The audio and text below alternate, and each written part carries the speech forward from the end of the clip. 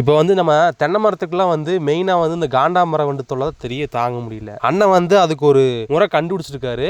அதை எப்படி அவர் கண்டுபிடிச்சாரு என்னன்னா அண்ணாட கேட்கலாம். நான் பல முறையில் முயற்சி பண்ணுங்க. அதில் இந்த காண்டாமிருக வண்டை எப்படி 100% அரெஸ்ட் பண்ணுறது. ரெண்டாவது கரும்புல வேர்ப்புழுன்னு ஒன்று விழுங்க. ஆடி மாதத்தில் கரும்பு எல்லாமே காத்தடிக்கிற போது சாஞ்சிரும், பழுத்துரும். ரெண்டாவது கரும்பு வளர்ச்சி இருக்காது. இது இந்த காண்டாமிருக வண்டினுடைய குணம் என்னன்னா தென்னையினுடைய குருத்தை தாக்குங்க. இது குருத்தை தாக்கி சின்ன பயிராக இருந்தால் 3 வருஷத்துக்கு சின்ன பயிராக இருந்தால் மரத்தையே அழிச்சிரும், குருத்து வராமல் பண்ணிடும். பெரிய மரமாக இருந்தால் விசிறி மாதிரி அங்கங்கே இலைகளை டேமேஜ் பண்ணும். இந்த வேர்ப்புழுங்கிறது கரும்புல தான் சேதத்தை அதிகமாகப்படுத்தும், மற்ற காய்கறி பயிர்களில் பண்ணும். இதை எப்படி கண்ட்ரோல் பண்ணுறதுங்கன்னா நான் பயோவில் நிறைய முயற்சி பண்ணேன். கடைசியில் இதுதான் ஃபைனலாக எனக்கு அமைஞ்சது. இதை இந்திய இதில் எனக்கு இதை கொண்டு போய் இதில் கொடுத்தாங்க.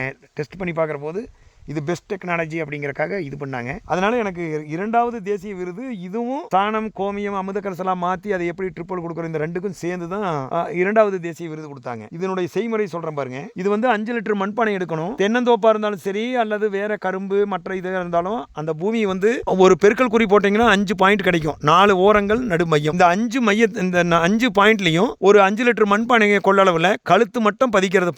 பானை வாங்கி பதிச்சிடுறது. அதில் 1 கிலோ ஆமணக்கு விதை இடிச்சு ஒவ்வொரு பானைக்கும் ஒவ்வொரு கிலோ போட்டு 4 லிட்டர் தண்ணி ஊற்றினீங்கன்னா 4.5 லிட்டர் கொள்ளளவு வரும். இதை ஒரு 8 நாள் அப்படியே மதிய டைமில் ஒரு 12 to 2 மணிக்குள்ள அப்படியே ஒரு குச்சி வச்சு சுற்றி விடணும். ஏன்னா அந்த பார்முலா இட்லி மாதிரி உப்பிட்டு பானை விட்டு வெளியே வரக்கு வாய்ப்பு இருக்கு. ஒரு 5 நாள் அல்லது ஒரு வாரத்துக்குள்ள அது அந்த பார்முலா பூரா கீழே போயிடும். மேலே ஆயில் கோட்டிங்கோட இருக்கும். ஆயில் மாதிரி ஒரு கோட்டிங் தான் இருக்கும். இப்போ என்ன ஆகுனா இது நல்ல வெயில், சூரிய ஒளி படுற 10 to 4 மணி வரைக்கும் வெயில் படுற இடத்துல தான் இந்த பானை பதிக்கணும். கழுத்து மட்டும் வச்சு சுத்தியும் பில் இலை தலை போட்டு மூடி வச்சிடலாம். பானை தெளிவா இருக்கணும். இப்போ என்ன ஆகுன்னா நல்லா ஹீட் ஆகும் அந்த பார்முலா. அப்போ என்ன ஆகுதுன்னா சாயந்தர டைம்ல 4 மணிக்கு மேலே ஒரு 6 to 5 மணிலிருந்து ஒரு 7 மணிக்குள்ள அது குளிர்னா அந்த ஹீட்டான பார்முலா குளிரும். குளிர்ற போது ஒரு வேப்பர் ஆகும், ஒரு ஸ்மெல் வெளியாகும். அந்த ஆவி வெளியே போகுது இல்லையா, அந்த ஆவி ஒரு ஸ்மெல்லா மாறும். அந்த ஸ்மெல் நம்மளுக்கு பார்த்தா நாற்றமாட்டு இருக்கும், ஆனா வண்டினங்களுக்கு அது ஏற்புடையதா இருக்கும். ரொம்ப ஏற்ற ஸ்மெல்லா இருக்கும். அதனால என்ன ஆகுன்னா 6 மணிலிருந்து 7-7:30க்குள்ள கம்ப்ளீட் பறக்கும் வண்டுகள் எல்லாமே